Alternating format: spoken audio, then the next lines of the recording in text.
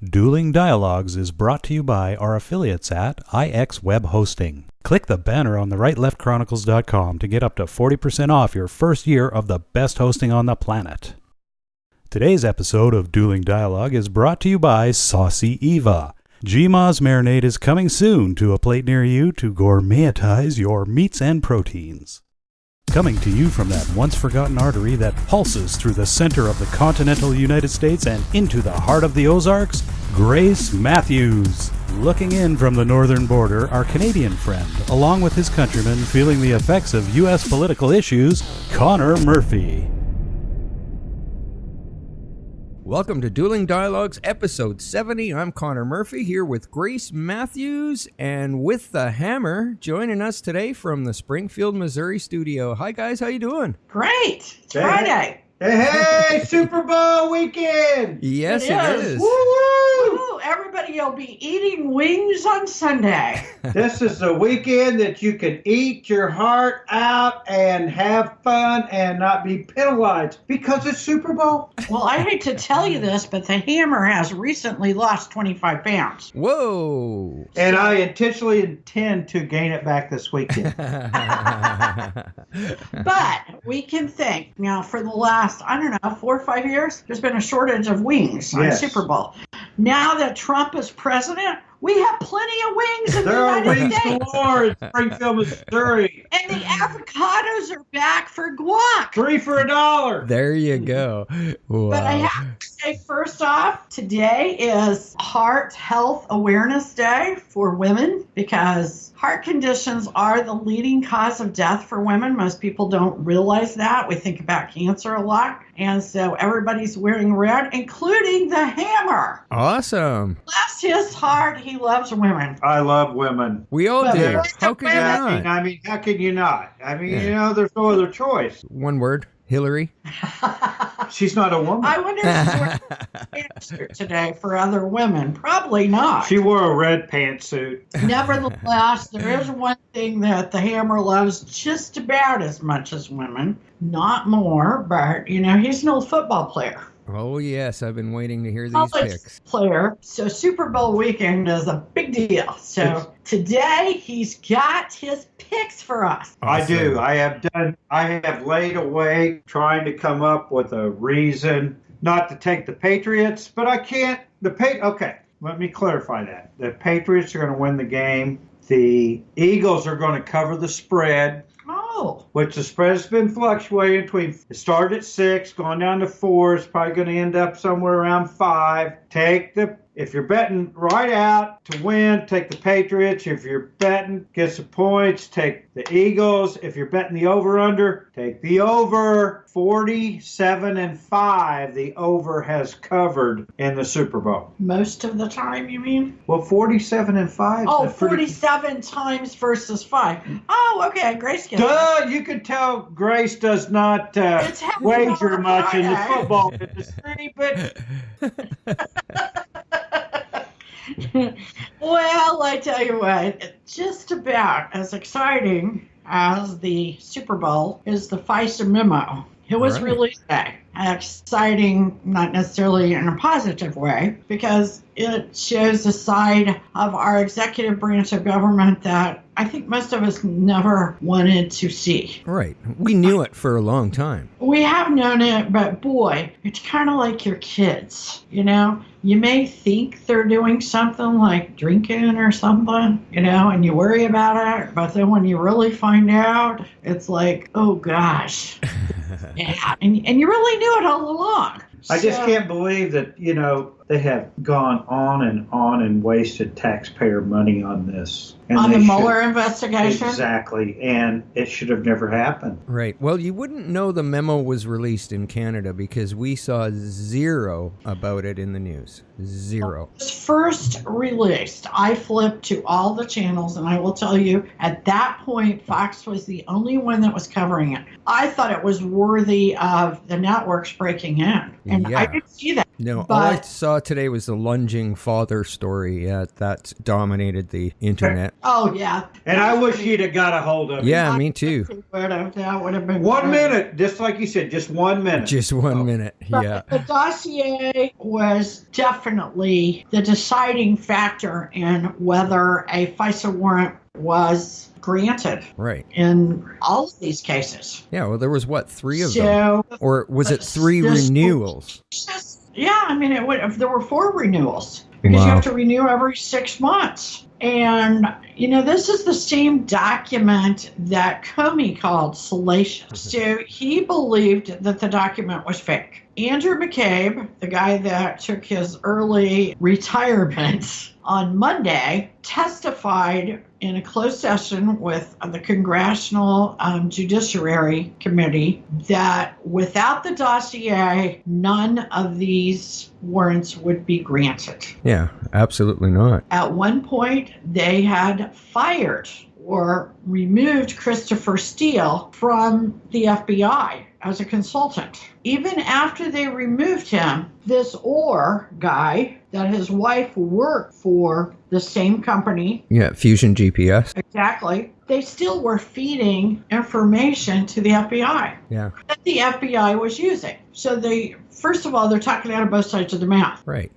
Never mind, violating the 4th Amendment and creating treason, essentially, as far as I'm concerned. Yeah. And there wasn't a lot of details in there either. So, start drilling down, and I think we're going to uncover a lot of garbage, a lot. And it's going to get uglier. Absolutely. Absolutely. It is definitely going to get uglier. And I think everybody is very sad that the FBI had become so, I have to use the word corrupt, because not only was it corrupt, there was this sense of arrogance that they had developed within this group, which is probably going to end up being the secret society that the 2 lovers talked about. They believed they could do anything. Yeah, pretty much. They Yeah. omitted information, which where I come from is the same as lying. And as we've talked about before, lawyers, and most of these guys really are lawyers, tell you that if a statement is partially false, then it is completely false. If you ever walk into a deposition, they will tell you,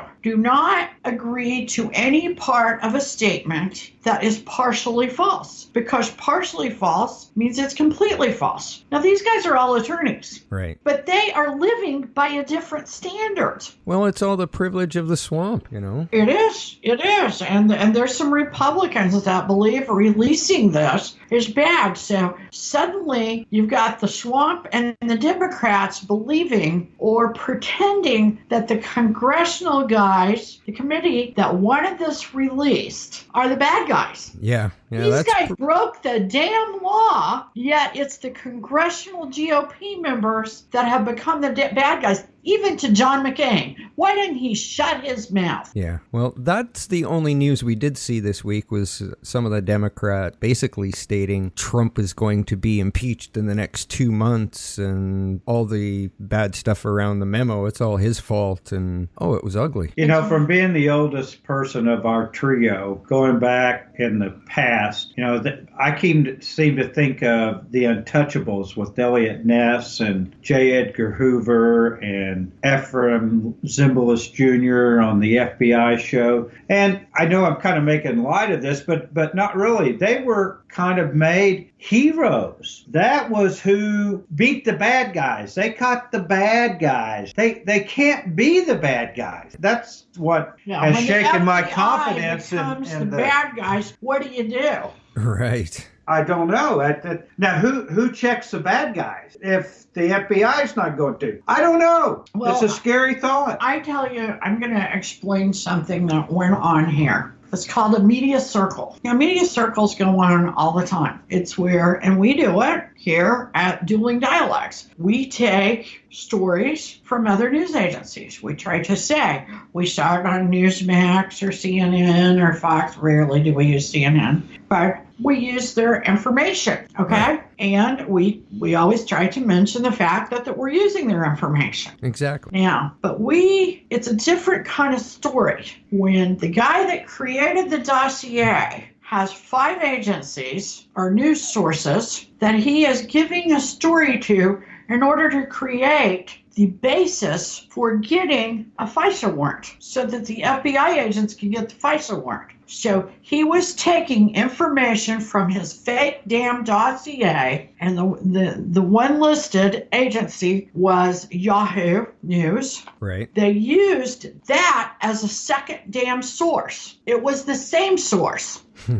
It's called a media circle. And it happens all the time. Right. And big news agencies can call up a few guys and say, NBC is reporting this, is this true? And they say, well, we verified that this story is true. They might even come out and say, NBC is reporting this. But in this case, this guy, Christopher Steele, did this in order to create a circle as a second source, and the FBI agents knew it. Wow. And and that's a bad thing. And then they went ahead and passed it on, went on, and then to the judge. Yeah, it got out of control. And it's like the guy who cried wolf. It's corruption. They believed that they had to do something with that. Well, and it's really... They want to get Trump so bad. They wanted to get Trump, and I will tell you that when I believed he was going to declassify this, I thought this is a good thing. This is transparency. I didn't think of how bad it was going to be when we first learned for real. We all knew it. I agree with Connor. We all knew it, that our FBI was corrupt. Okay, the stock market dropped by about 666 points today. Ouch. Yeah. Well, okay, that's about 2%. That's about as, that shows that the FBI, took a black eye badly, because it has just destroyed America's confidence. That was one of the things that they've been talking about that's been pushing the stock market is American confidence. Exactly. Well, look what's happened. I mean, that just goes to show you right there. When they lose it, 650 points, normally, do you know how long it takes us to build up 650 points? Sometimes years. Sometimes, in the scheme of what we've gained since Trump was elected, it's not that bad. Nevertheless, for that to be on the heels or in response to this FISA memo, it's sad and it's scary. And I will tell you that mainstream media, which is generally liberal, is not handling this well. Longtime CNN star, I would say, Wolf Blitzer, basically had a meltdown on the air today. He claimed he could not talk about the memo to a congressman because it was too political. Are you kidding me? I mean, what do they talk about if they don't talk politics? Now, is that an oxymoron? Well, I think this he's is a moron. devastating to the...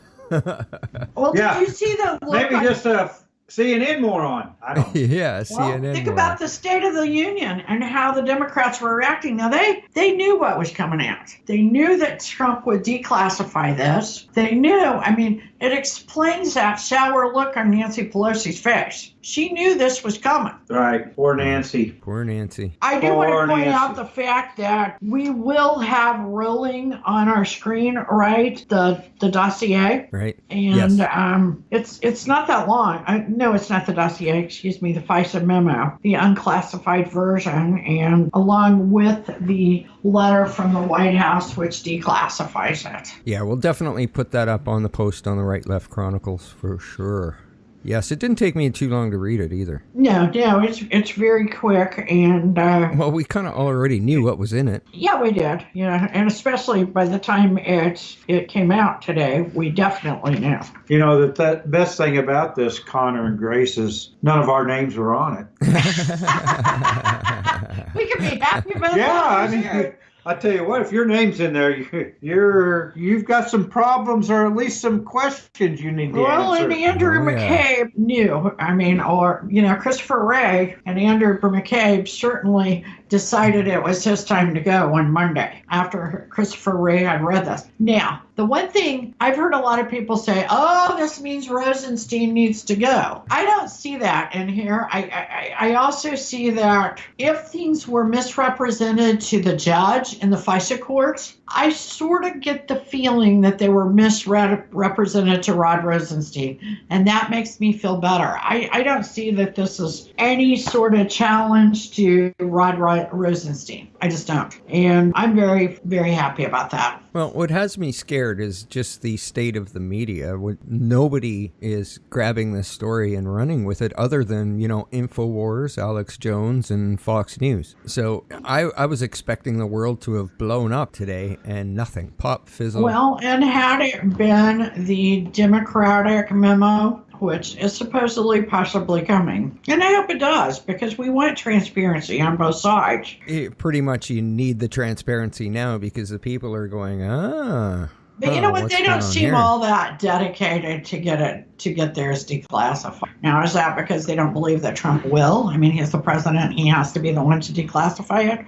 Or does it mean they don't really got much? Now, whose job is it to fire some of these guys that are still in the FBI? Well, I can tell you right now that Trump can't do it, even though, legally he could, but it would be devastating. But isn't it his job to do that? Well, it would be Christopher Wray, Rod Rosenstein, and Jeff Sessions. Yeah, but see, like we were talking last night, doesn't the committee, would they not give their... If they feel like they broke the law, they would not, they could give their opinion. They could re-legislate. The oversight committee is what... I have a feeling, though, for example, Carter Page, who's mentioned in here, is going to file suit against the department on Monday. A whole lot would come out in a private suit in testimony. But why, for example, Orr is not losing his job and was just demoted to,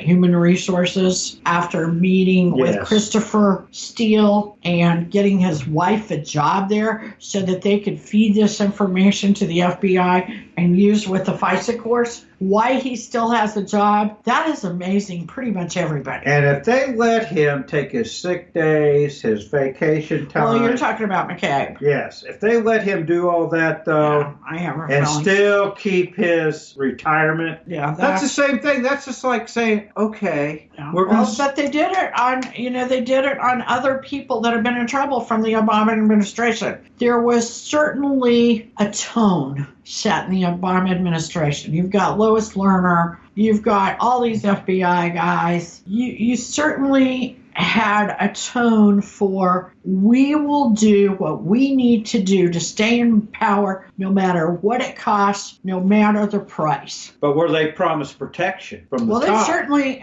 so far gotten protection. Exactly. That's what I'm saying. How far does this go up the ladder? All the way. I was wondering about that too. I mean, I was expecting to see Obama's name on there. I didn't think we would. Not that we shouldn't have, but I didn't really think we would. No, they're too smart for that.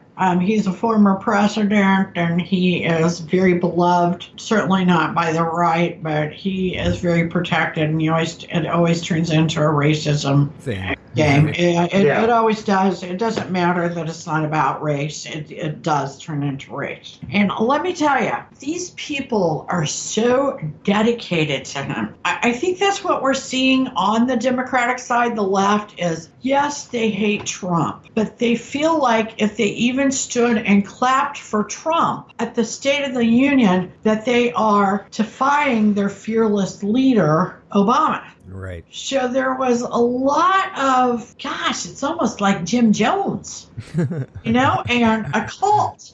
It is very cultish behavior. So I don't know. And I honestly believe they feel like that, especially like Nancy Pelosi. With the memo coming out today, at least you see who drinks the Kool-Aid. That's exactly what I was getting ready to say. I wonder what that Kool-Aid tasted like. Yeah, we've got some names. We could call them up and ask. Absolutely. Yeah. And of course, this isn't over today. I'm expecting something we talk about for a while. I'm expecting some people get fired in the next week. Oh, yeah, probably by Monday. Yeah. That's what I'm thinking too. But Monday, speaking of Monday, we have an excellent guest. We have David Blackstock. Okay. He's going to be here all the way from Fort Worth, Texas. He is a stylist with a story, but he has done hair for everyone, celebrity-wise. Debbie Reynolds, Reba McEntire, CNN, CSI, it goes on and on and on.